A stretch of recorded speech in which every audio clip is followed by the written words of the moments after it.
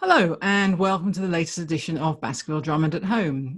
Today I'm joined by a new face, Richard Wyatt. Hello, Richard. Hi, Sarah. Now, Richard joined Baskerville Drummond last year, adding a whole new layer of business and finance-oriented services to wrap around the core IT consultancy offering.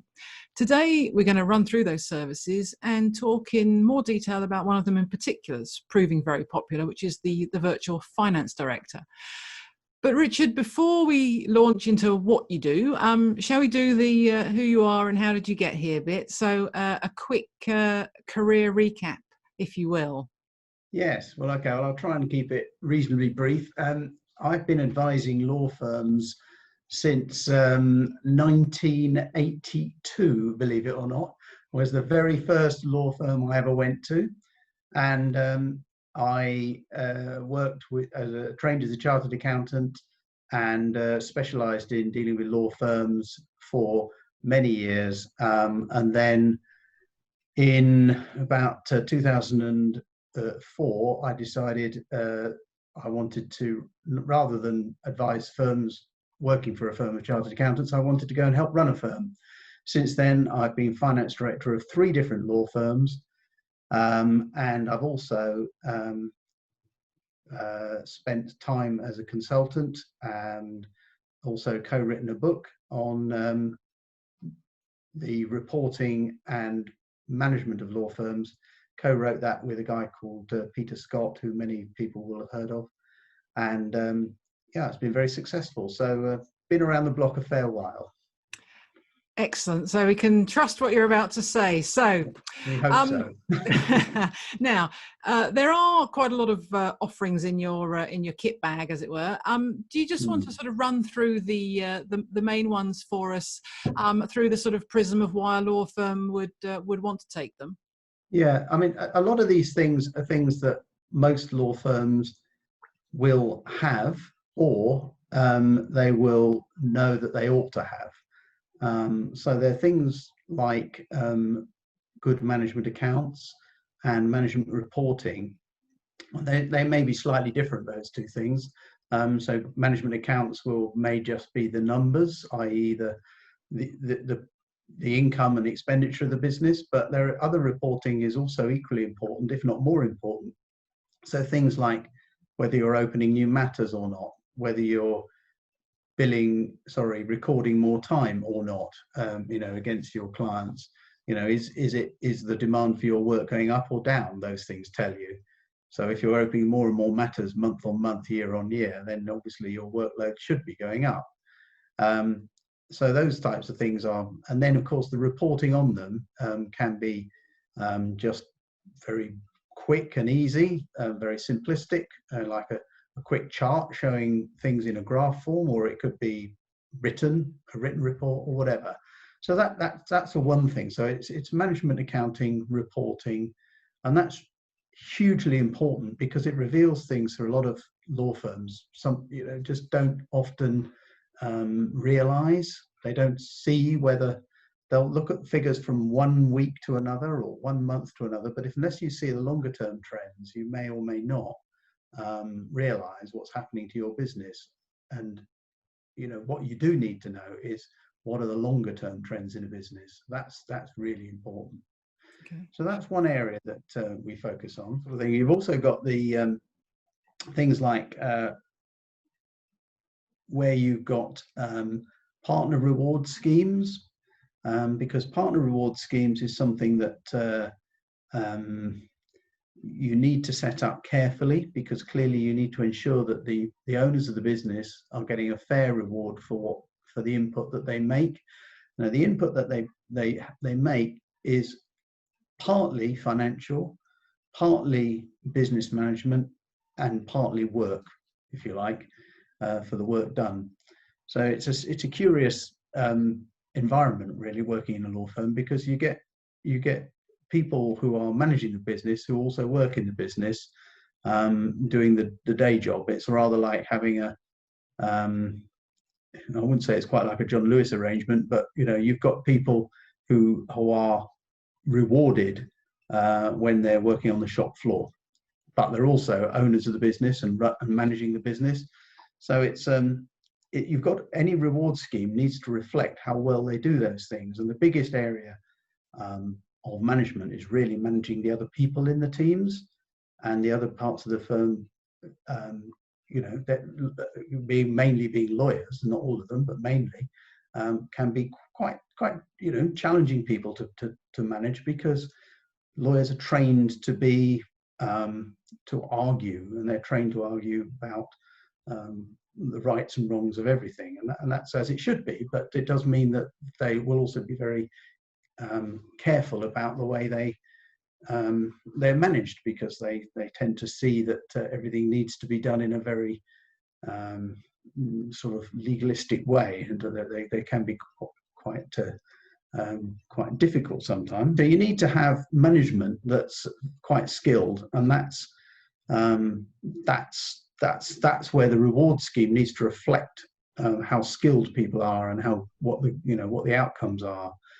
And that's quite a tricky thing to do, but there are ways of having partner reward schemes that reflect all of those things and reward people for doing those jobs well. And that's a key part of it. On a similar vein, you can also have employee reward schemes, and that's another thing that we can produce. Employee reward schemes, should also reflect reward and reflect the sort of positive influences or positive effects people are having on the business. So if they're producing more work, or if they're producing better work, or if they're getting more clients in, or whatever it is, or if they're managing teams themselves, may not be partner level, but if they're junior level managing teams, they also should be reflected. Should be rewarded for what they do, and that can be reflected in the employee reward schemes that you set up. Every business values things differently as well, so you don't have a template saying, right, this is the reward scheme, and you apply it across every firm. That just isn't the way it works, because every firm at different stages of its development values different things. So for one firm, it might be, we're new, we need to get more work. For another firm, it might be, we're mature, so we now need to make sure we maximize the value we get out of the work we've got. And another firm may say, we've got a cash flow issue, so we need to maximize the speed at which we collect cash. Every firm has a different priority at any time. So so you have that sort of scheme to reflect that and reward how well people do things. Other things that in particular, I've been involved in over the years is merger discussions. Mergers are hugely time consuming, and anyone who's been through one will tell you there's more to it than you realize. And every managing partner will say that they need to have on side somebody who understands the figures, understands the numbers from the other side, i.e. the business you're either being taken over by or you're taking over. Because although we always call them mergers, at the end of the day, basically one is taking over another in truth, and it's but it's important that businesses understand what the financial implications of that will be. And the other thing that often happens is that managing partners will just sort of add the two sets of numbers together and say, well, we're 8 million, they're 4 million turnover, therefore we'll be 12 million joint, which in the short term will be true. And we make 2 million, they make 1 million, therefore it's a £3 million profit. Well, there's not really much advantage in merging a business like that. So what you've got to be doing is to say, well, actually, there's costs we can cut out. That's one aspect. But also there's productivity improvements that we can make. So what we really want to do is to leverage it so that 8 million plus the 4 million turnover, instead of making 3 million profit, makes 4 million profit. That's why you merge firms, because there's no advantage in two similar businesses joining and ending up with similar profits for everybody, because there's nobody gains anything except you just become a bigger firm. And in some ways that's harder to handle, actually. So you don't want a merger like that. Really what you want is a merger that makes more money for people. So, and that's where a finance director can help, because a finance director will identify where weaknesses are, where poor performance is occurring, and where improvements can be made.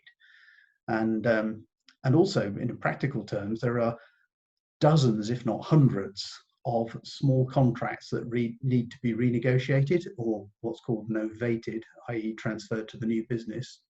And having someone on side who can deal with all of those is enormously valuable.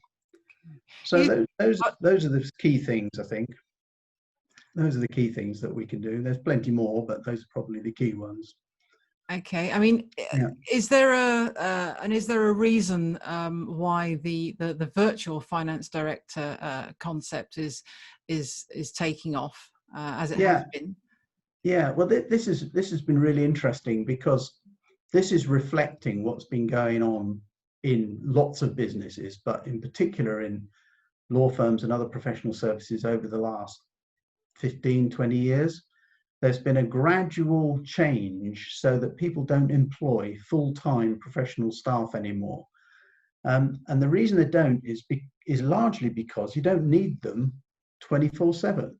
You need them as little or as much as you need them. And that's a bit vague, but if you have, it's really been led the way, or what's been leading the way is the HR profession. The HR profession has, there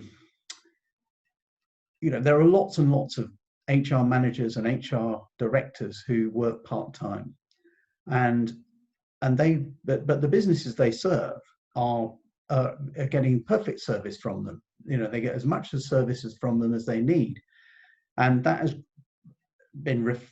been augmented by other areas such as IT. That's become quite more common within IT, and finance actually is almost one of the last to catch up. But finance has been now becoming more common in finance, because let's take some sort of hypothetical example. Why would you pay, say, 120 grand a year to a finance professional to employ that full time and cost you 120 grand a year, plus on costs, because there's NI and pension payments on top of that? Why would you do that when actually you only really need the highest level skills that they can offer, that you need from them, maybe a day a week, maybe 2 days a week? That's going to save you 4/5 or perhaps 3/5 of that salary, because the rest of the time, if you employ that person full time, the rest of the time they're going to be doing stuff that is not finance director level work. They're going to have to do other stuff which is sort of more mundane, basic, and in fact a financial controller or head of finance or a finance manager can do. That's why you don't really want to engage a finance professional full time, and particularly for smaller businesses, and law firms fit right in this category, where you just don't, unless you get that person to become chief operating officer as well, or chief executive as well, unless that person's going to have a much wider role, purely as a finance person, they are not needed full time. Okay. Hence the interest in the service that you've offered under the Baskerville Drummond banner. Yeah, well, I think it's this isn't just, and it's happening elsewhere in industry. So, I mentioned HR. There's organisations like People Puzzles, for example, do this. There's throughout industry generally, organisations like the FD Centre provide these sorts of things. Where people will go for a part-time finance director. But Baskerville Drummond is a rarity in the sense that it provides full-time specialists in law firms, and that is critical, because law firms are very difficult to understand for people coming from the outside. If you don't understand how law firms operate, if you don't understand the difference between say personal injury work and conveyancing work and litigation work, other litigation work, if you don't understand the way that works compared to, say, matrimonial, and they all have different cash flow implications. If you don't understand those things, it will be a long time before you really get up to speed with it. Whereas having some people who can come in who actually understand it at the highest level already, you will know what looks right, and you will be able to make an immediate impact on that business. And that I think is why it really is helpful to have people who are experts in the field. So there are other people out there in the general market, but they're not experts in the field. There just aren't. What you want is someone who knows the industry, who knows the business, and knows how these cash flows and how the profits should be generated. And that I think is why it's really different. Excellent. Thank you, Richard. That's all we have time for today, but please join us next time. Bye-bye. Bye.